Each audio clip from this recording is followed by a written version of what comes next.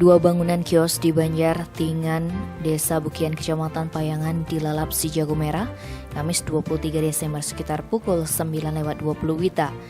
Kios tersebut merupakan warung sembako milik Kadus Tingan Ngakan Putu Nurja dan kios milik Bendesa Tingan Ngakan Madiparta.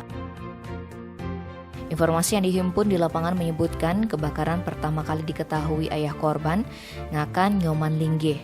Awalnya saksi mendengar suara seperti benda pecah dari dalam warung. Ketika hendak ditelusuri, saksi melihat asap mengepul dari dalam warung. Saksi pun berteriak minta tolong.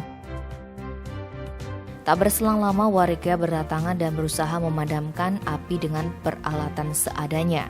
Selanjutnya, pukul 9.50 WITA, pemadam kebakaran Kabupaten Gianyar tiba di lokasi kejadian.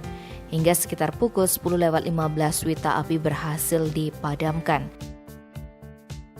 Kapolsek Payangan AKP Agus Adiwijaya yang dikonfirmasi terpisah mengatakan setelah melakukan olah TKP diduga kebakaran disebabkan konsleting listrik.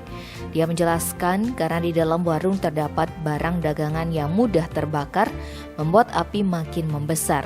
Selain itu di dalam warung juga terdapat tabung gas melon ukuran 3 kg yang ikut terbakar.